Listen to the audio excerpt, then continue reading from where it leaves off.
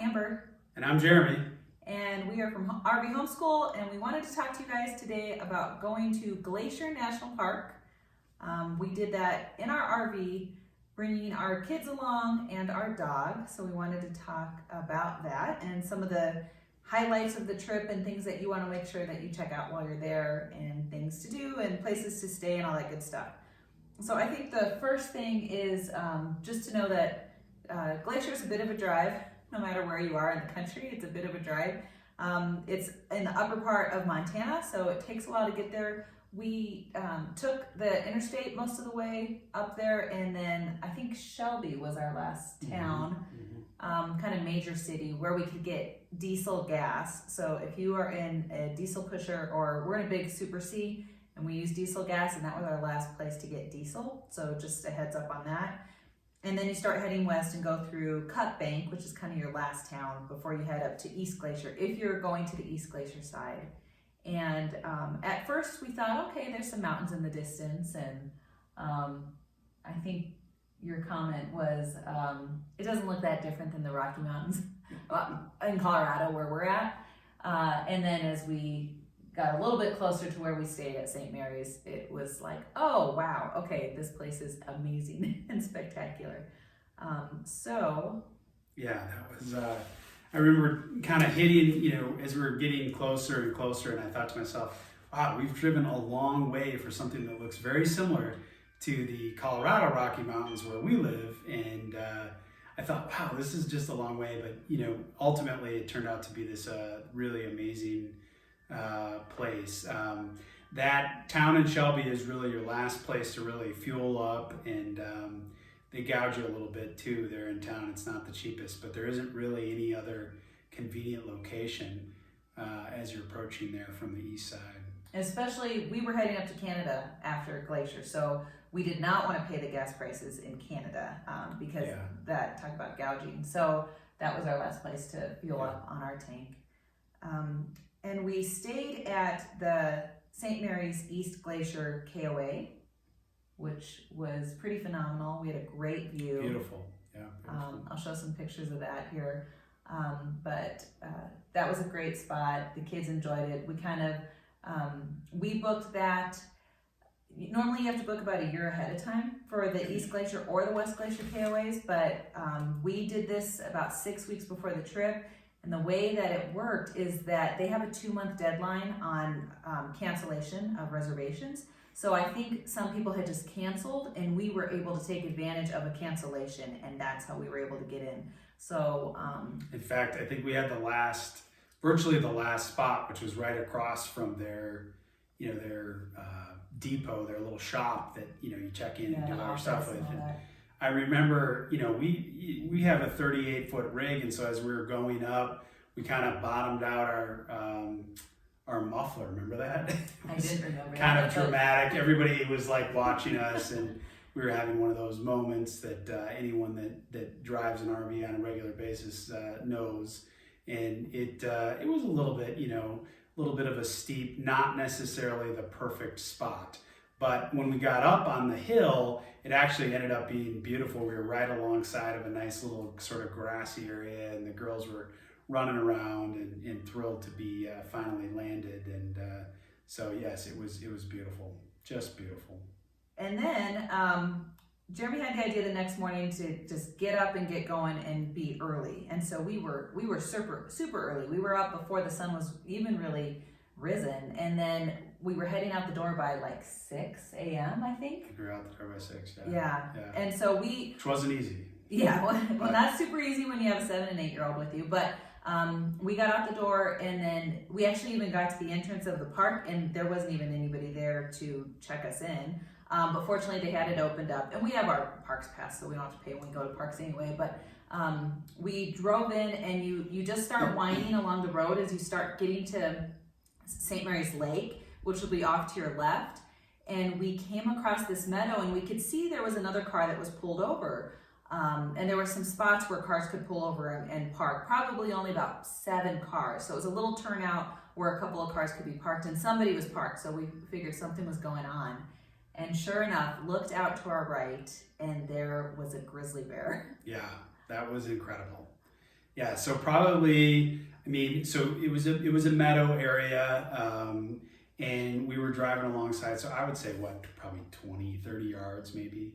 And we were just like floored excited. I mean, we were just like, oh my gosh, it's a grizzly bear, you know, and we had been talking about this for, you know, weeks. Where are we going to see a grizzly bear, you know? And of course, there's probably some folks that are hoping that they don't see a grizzly bear. For us, we were like hoping we would see a grizzly bear at a safe distance, which, you know, obviously, you know, there's a big difference there. And so we pulled in, you know, we see this grizzly bear, we're just like, oh my gosh, it's amazing. So the windows are down, we're in a small Jeep Wrangler with a soft top, you know, and we're looking out at this thing, and you know, it's grunting, and you can, you know, it's still early in the morning, you can see kind of the steam and the spit, and so we're in this newer Jeep Wrangler that shuts off as you're, you know, idling in order to save gas and, you know, protect the environment, which is a good thing on the whole. But in this moment, we probably should have turned that off. And so the car turns off, you know, and I'm thinking, oh my gosh, here we are. The car's turned off. We're sitting ducks. This thing's, and the you know, grizzly's approaching. The grizzly bear is approaching, and we're sitting there, and it's like, oh my gosh, this was, yeah, it was pretty crazy, but pretty neat.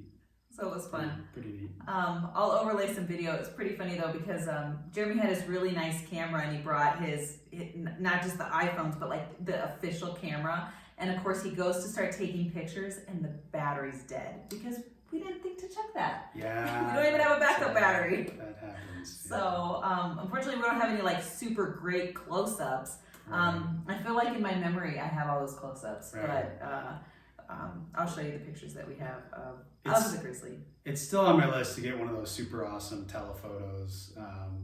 It's just they're what, a couple of grand or something, or $1,000, whatever it was. But I didn't have the fancy lens, and so, you know, we didn't get the perfect picture, you know, the animal in the wild. But it was a pretty neat experience. The girls were pretty stoked. So Plus, when you have that camera, you have to lug that with you. I mean, think about some of our hikes out to the mountain goats and stuff. You do.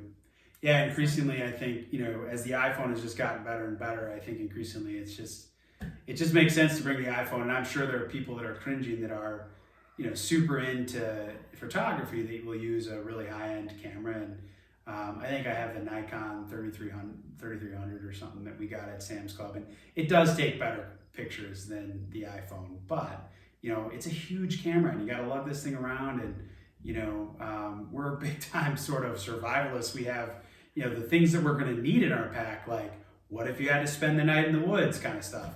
And in a camera doesn't really make that cut for us. So, so anyway, yeah.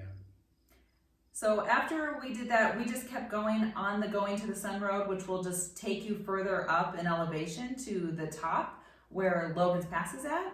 And from the Logan Pass Visitor Center area, we got to that parking lot, and it must have been by like 7:30, maybe even a little bit earlier, 7:15ish. So there were still parking spaces, and this was the end of June. So we did this trip probably around like June 25th-ish, June 25th, 26th, and then we came back to Colorado by like July 10th or something. So this is the end of June. So it's not peak season yet. July is really probably more peak season for Glacier. They had just opened the Going to the Sun Road like 2 weeks before. I don't even know if it was 2 weeks, because we had a pretty snowy winter this last year. Yeah. And that's the thing with Glacier is, yes, it'd be beautiful to go there in the spring and start seeing everything that's kind of coming up, but the road might not be open. And so then you're having to approach just from one side, and you have to do a pretty big bypass around the south part of the park to come in through the west side if the Going to the Sun Road is not open. So we just kind of hit it about the perfect timing for this year, but it's not always a guarantee that it'll be open by that point in time. So we did get up to the Logan Pass Visitor Center. It was probably a little before 7:30, and we really wanted to hike on these huge ice fields. So, you know, technically this is not a glacier, because later in the summer this space does melt, and in the glacier areas they remain ice all throughout the year, so they never have a point when they melt. But at the point that we were hiking it was solid ice that was, you know, 2 feet off the ground. That was still stuck there. Yeah. I mean, you had me fooled that it wasn't a glacier. I kept saying, isn't this a glacier? Isn't this a glacier? And And I was super happy that I had brought my crampons. He was geared out. Yeah. So, and actually it nearly kind of a little bit of a safety thing. Our daughter, Elsa, was walking. We were on a kind of a steep area. There were some people coming up. We were going down. And she lost her footing and she started sliding. And fortunately, I had some really great footing with those, those crampons on. And they're not technically crampons. They're just I don't know what they are. They're the generic kind of a they're rubber with a good solid pick. We use them here in Colorado all the time, walking up and down. If it's a really icy day. But at any rate, she lost her footing. And I kind of was able to stick it and grab her hand. And she would have gone down quite a ways. So so it's worthwhile to have the right gear when you're going up there, because you can slip, and there were other folks that did slip pretty good. So and real hiking shoes. I mean, some people were there in like tennis shoes, and they were sliding all over because it was still ice. And we even had hiking sticks. He had packed these, and I was all annoyed. But it turned out that we used them, and I was really glad that we had them once we did, because it can help you plant in the ice as you're hiking up. So we hiked up to the view of Hidden Lake. So it's really cool. You're hiking up this. It's not really a glacier. You're hiking up this ice field because it's still ice at the end of June. But if you're there later in July or August, apparently it's melted because I saw that from people's posts. But you hike up, and then you can see Hidden Lake off to your distance on the left. And to the right of us, we could see mama goats and their babies jumping around on the mountain cliffs. It was so cool. And they were calling to them, and then the little babies were having to follow them. And I'll show you a little bit of video that we captured of a mama goat, and she's just walking across the hiking path right in front of us with her baby. It was so cool. So amazing. So cool. And we timed it, really just perfectly. We as we were walking up there, they were there, and we didn't approach the animals. We stayed our distance, and we were just kind of right there. But as more and more people came up, then they did start to disperse a little bit. So getting early and getting going, I can't stress that enough, especially in a place like Glacier, is that you gotta get going, man. That's when the best times of days are. Especially the animals are out. It's cool. There are fewer people around, and you just get the magic. And I wanted to touch on one thing that Amber had mentioned, which is things are coming up in Colorado at least, and I'm sure for most of you, the spring is a little bit earlier. But we still saw beautiful. What do they call those? Bear paw. Yeah. The bear paw. The bear grass. Well, yeah, and those big flowers. White fluffy guys. Yeah. I thought they were called bear paws or Might something. be bear paw, bear grass. We'll put it in the notes. But anyway, these flowers were just gorgeous. I mean, they were just unbelievable. They were, the girls. We have a couple of pictures of them, and I mean, it's just like they're like halfway up to their body, and these huge, beautiful white flowers with waterfalls everywhere. You'd think you had died and gone to heaven. I mean, it is seriously one of the most beautiful spots up there at the top. And they don't always bloom, apparently. Oh, is that right? So, so it's not always like every year you get those. And a lot of people up at the top, you're dealing with like rain and stuff, and we lucked out. Now, when we went to the top, that was a different day. So we did the Logan Pass Visitor Center stuff. We did that hike up to Hidden Lake, came back down, kind of came back for lunch, let the dog out because we had a dog with us. And at the St. Mary's KOA and at the West Glacier KOA, they have like a dog sitting type thing where you can pay and someone will come and let your dog out during the day. So that's a nice option so that you're not rushed trying to get back, and you have the whole day to explore. Because the thing about Glacier is if you can get there and you can get parking, great for you, but then keep that parking and secure that parking. Yeah, totally. Because man, you're not going to get it later in the day. And in fact, we went up to Mini Glacier. So from the east side, the other cool thing that you can access is Mini Glacier. And through Mini Glacier, beautiful views, huge lakes. The Mini Glacier Hotel is up there. But when we went up that route and went into it, we couldn't get in. They said that the parking lot was booked. They thought it would be 2 hours until we could get in. So we just pulled over the Jeep. We didn't have another day to wait. We couldn't come back the next morning. So we were heading to Canada. So we just parked the Jeep and we walked the girls down to the lake, which I think is Swift Current Lake. No, Lake Sherburne. Okay, so it's Lake Sherburne is that first lake. And the girls were getting in the water, at least up to their knees, because we're talking about glacier water, so this stuff is cold. Did you get in the water? I think I did up to my ankles or knees or whatever. I didn't get in the water. It was very cold. I don't do cold.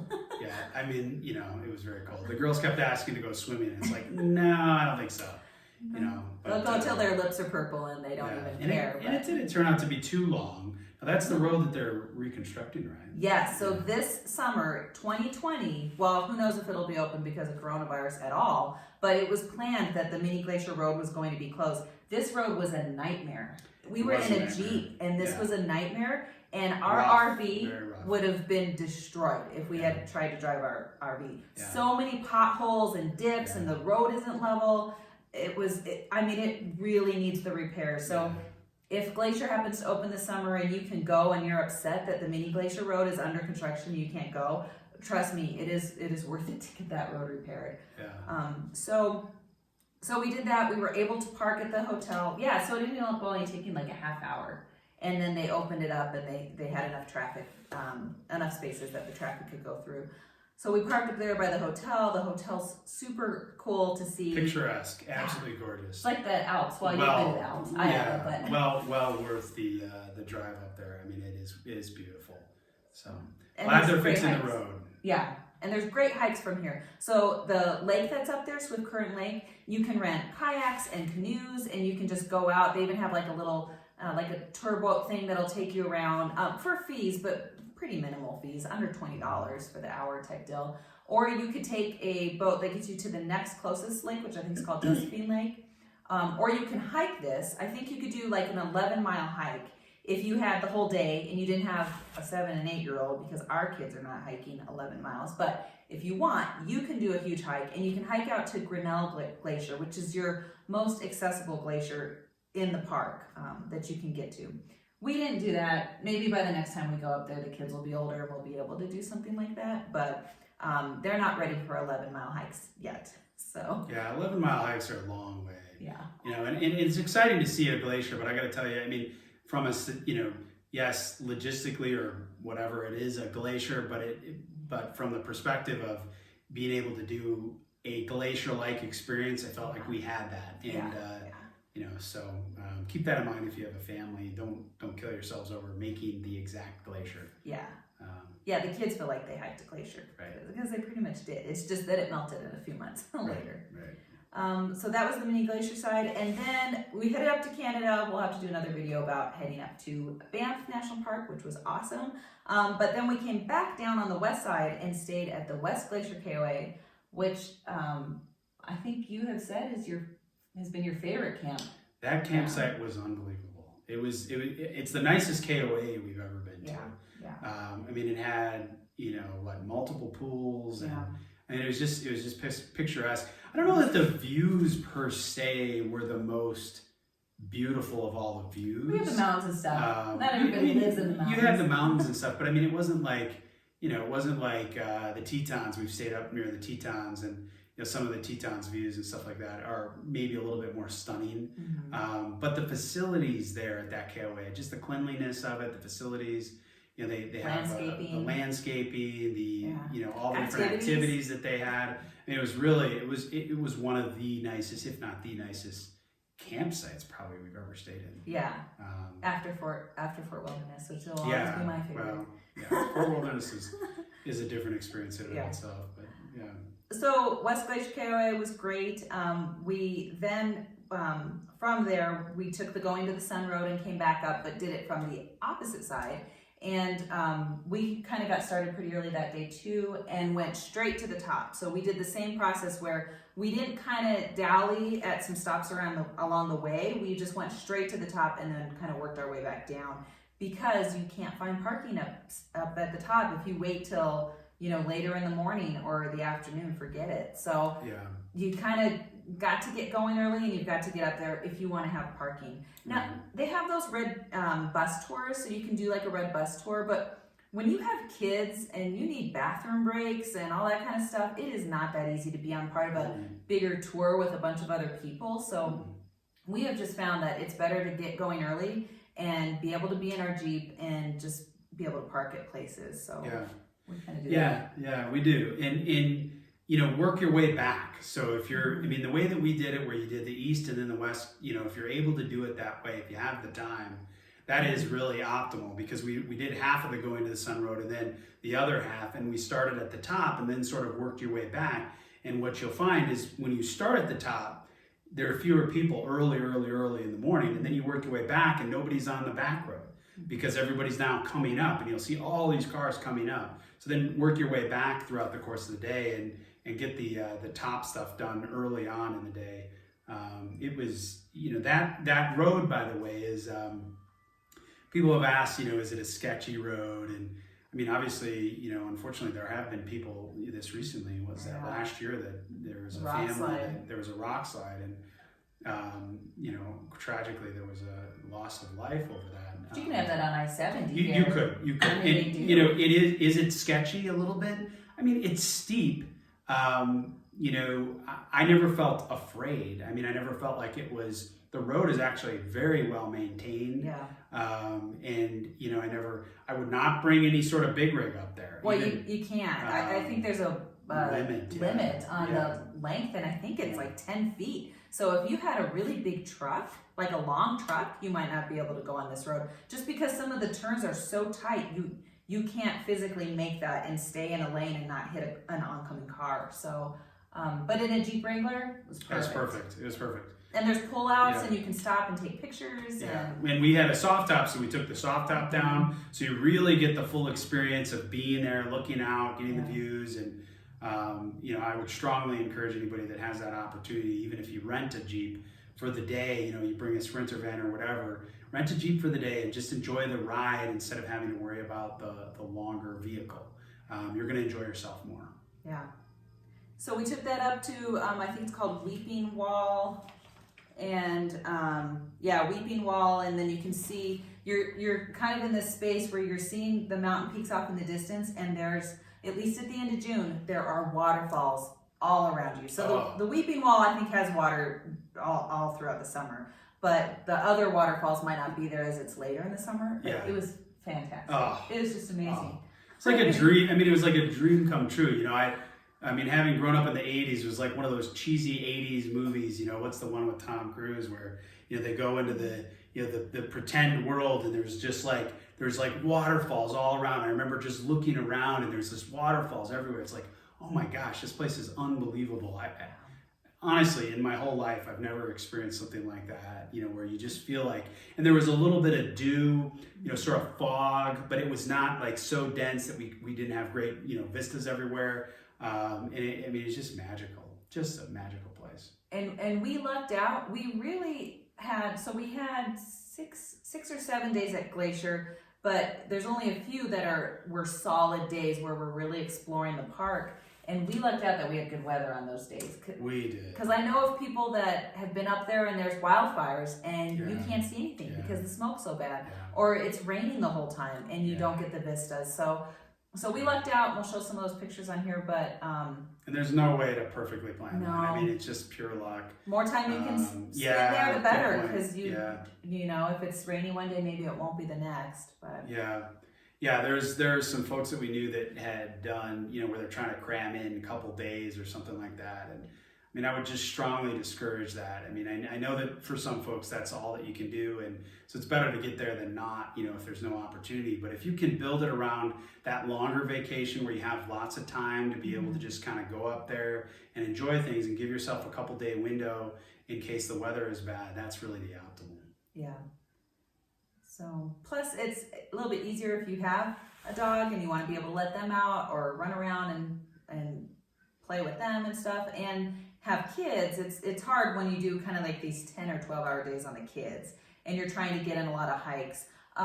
When we went up that day and we did kind of some of the waterfalls, the only other hike our kids were willing to do was Trail of the Cedars, which as you drive back down, I really wanted to stop here. I had heard about it and I had seen pictures, and I've never been in one of those kind of rainforesty environments. I know it's not technically a rainforest, but it's that very mossy and very wet type of a area that you would see like at Olympic National Park. I've never seen that type of area, and you don't see that on the east side of Glacier, but you do see it on the west side. So I really wanted to stop here, but we could not get parking. We circled around a few times, and then finally we stopped these people, and they came back to their car, and Jeremy asked them, are you guys leaving? And they're like, no, we're just gonna have some lunch real quick, and then we're gonna head out. So we just pulled in the road. We were blocking traffic, and we were waiting for them to get out, and I think they got the message that they needed to just go. You cannot stay in a parking space there at that trailhead and just be eating your lunch. I mean, you got to keep moving on so other people can get in here. So they ended up leaving, so that gamble worked out. Yeah, it wasn't the smoothest move or one that I was the most proud of, but it was. It was one of those things where it's like you can't. There's nowhere else to park. I mean, unless you're going to walk miles upon miles. But it's one of those things where, again, parking is huge, and if you're able to get in there, that was a beautiful hike. What was the name of that gorge in there? It's like a gorge where they have, you can see like kind of a blue covered river, and then the gorge is the rocks are covered with all kinds of lichen and moss and stuff, and there's just so many different colors there, and it's very picturesque. There's probably somebody that knows exactly the name of the gorge I'm talking about, but it was fantastic, and there were a lot of people taking pictures there, and it was beautiful. So very pretty. Very pretty. And of course, Lake McDonald's pretty too. So just like St. Mary's, we didn't really spend that much time at either of those lakes, hiking around those lakes, and that's something that you could easily do. There's a lot of waterfalls, little hikes that go to waterfalls that are pretty close to both Lake McDonald or on the St. Mary's side.